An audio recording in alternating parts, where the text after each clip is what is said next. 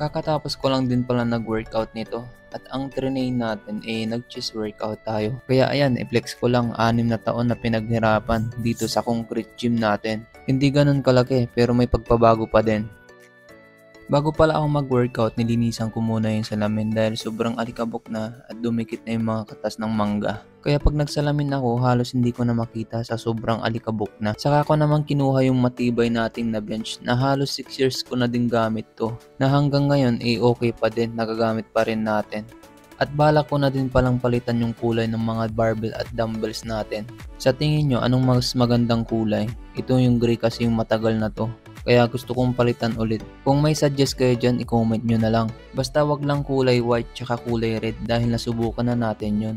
Sa unang workout natin, flat bench press naman yung ginawa natin. Pero madalas, incline yung inuuna ko pagka nag-chest workout tayo. Pero ang balak ko lang talaga ngayon ay mag-flat bench press tsaka decline. So pagkatapos ko naman nag-warm up, nagpalit naman tayo ng dumbbells, kumuha tayo ng mas mabigat. So ang ginawa ko naman na dito guys is 3 sets then 10 repetition. So may nabasa pala akong isang comment dun sa isang video ko kung ilang seconds or minutes ang pahinga natin bawat sets, pero ayun, depende pa rin. So yung pahinga natin nasa 3 to 2 minutes kasi minsan chinecheck ko pa yung nire-record kong video. Kaya ayun, medyo natatagalan. Pero 1 minute to 2 minutes, goods na yun, napahinga natin. Pagkatapos ko naman nag-flat bench press, ginilid ko naman na. Tapos kinuha ko naman yung bench natin na isa, yung decline naman. Dahil ang isusunod natin yung sa lower chest natin. So kumuha naman na ako ng barbell. Pero ito sakto lang yung bigat nito. So gagawin lang natin warm up set. At gumawa naman tayo ng 1 set then 12 repetition. So may nag-PM din pala sa akin, humihingi ng 1 week program. So ang masasabi ko lang dun, i-train mo yung muscle mo 1 beses sa 1 linggo. Pero kung gusto mong i-focus, 2 beses sa 1 linggo. Hindi tayo certified coach kaya ayoko magsabi ng kung ano-ano, baka mabash ulit tayo dito eh.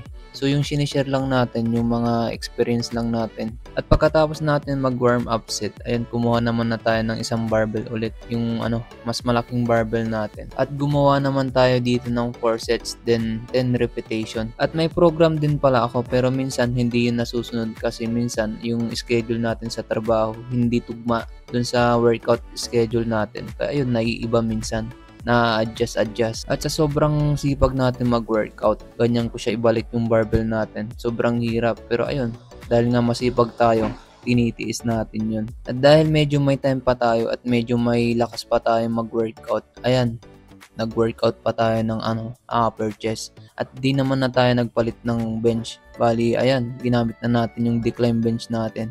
At gumawa lang tayo dyan ng 2 sets. At pagkatapos ko naman nag-workout, ayun, kumain naman na ako ng whey protein bar.